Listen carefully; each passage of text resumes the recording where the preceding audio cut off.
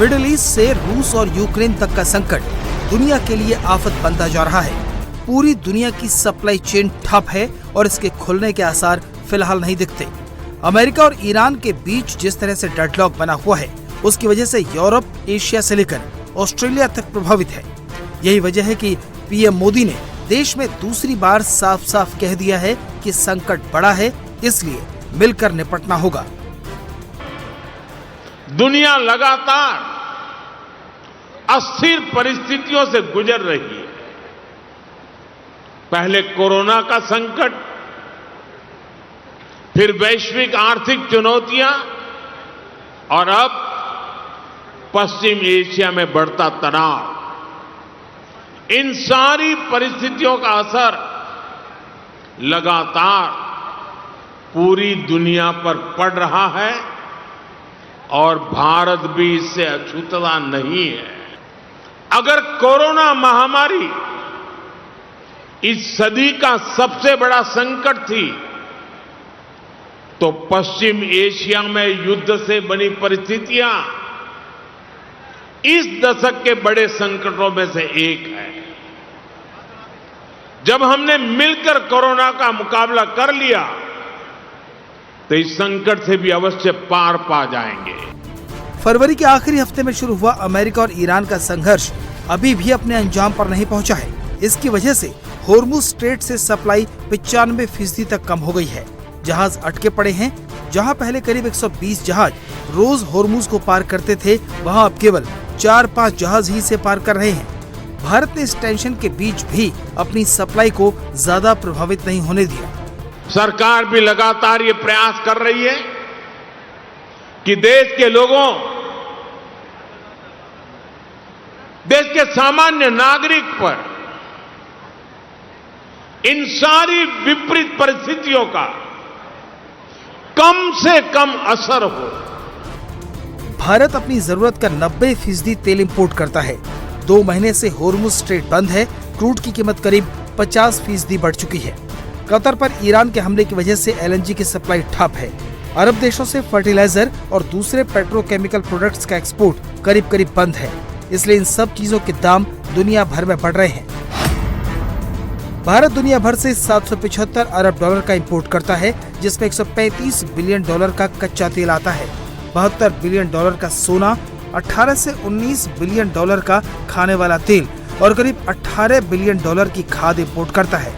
ये बिल अब देश के हालात पर भारी पड़ रहा है।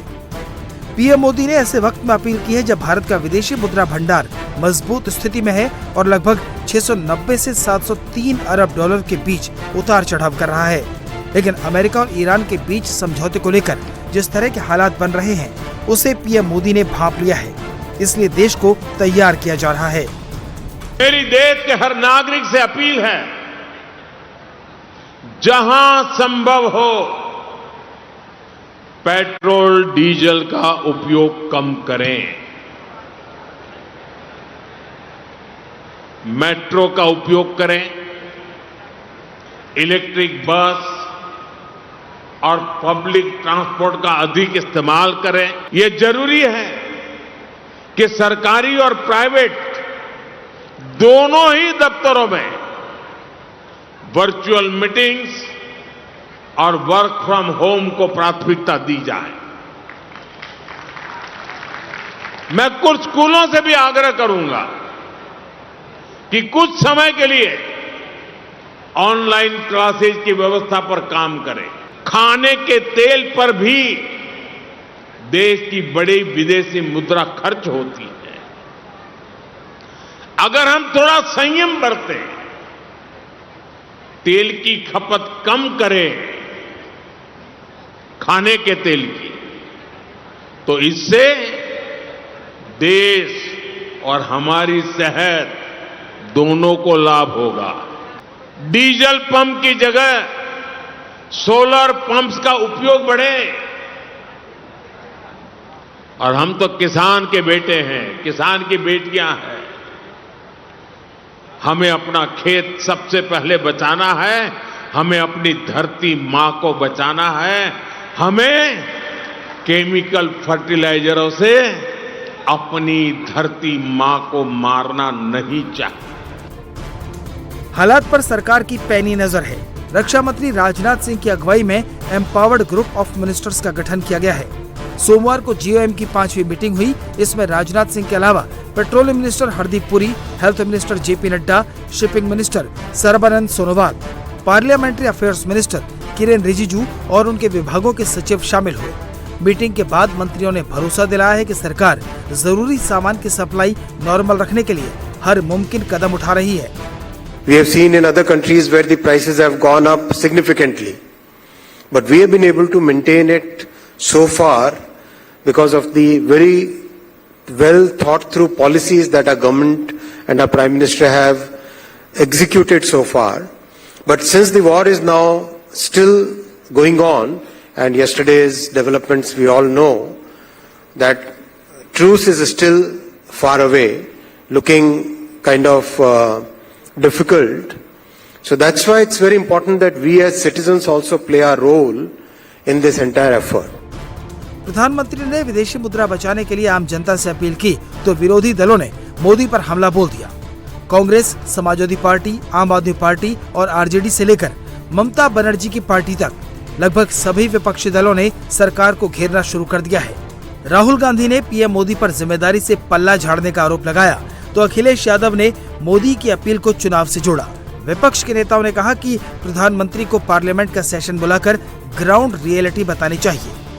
ये अगर सब करना था तो ऐसा क्या हुआ एकदम से, क्योंकि युद्ध तो चल रहा है 2-2.5 महीने से और जहाँ तक तेल के दाम है वो भी लगभग अब स्टेबलाइज हैं, लेकिन एकदम से ऐसा क्या हुआ, क्या हमें पूरी जानकारी है, क्या कुछ छुपाने की कोशिश की जा रही है। लेकिन एहतियात बरतने के लिए जो इतना सुझाव दिया गया और सीरीज बोली गई है उसमें कि वर्क फ्रॉम होम करना है, सोना नहीं खरीदना चाहिए और बहुत बचत करनी है, फलाना फलाना, तो एकदम से जो बोला है, आउटबर्स्ट हुआ है, एकदम चुनाव खत्म होने के तुरंत बाद क्यों बोला गया, बड़ा सवाल पड़ता है। और सच्चाई सबके सामने आनी चाहिए, संसद को कॉन्फ्रेंस में लेना चाहिए, ऑल पार्टीज को बुला के चर्चा करनी चाहिए, तो फिर मुझे लगेगा कि बड़ा सार्थक होगा उनका जो उन्होंने कहा है। राहुल गांधी भारत की पॉलिटिक्स के सबसे रिजेक्टेड माल है, rejected by all, rejected always, rejected in every state. तो मुझे ऐसा लगता है कि ये जो लोगों ने रिजेक्ट किया हुआ माल है, डेमोक्रेसी में जिसको लोग एक्सेप्ट करते हैं वही महत्वपूर्ण होता है। तो ये जो रिजेक्टेड और डिजेक्टेड इस प्रकार के राहुल गांधी है, इनको आप महत्व देते हैं, हम इनको महत्व देते नहीं है। देश मोदी जी के साथ खड़ा है, देश मोदी जी के पीछे खड़ा है, देश बार बार मोदी जी को आशीर्वाद देता है। इन हालातों के बीच अमेरिका ने कहा है कि अगर होर्मुज में जहाज यूं ही फंसे रहे तो उन्हें निकालने के लिए अमेरिका घातक उपाय शुरू कर सकता है।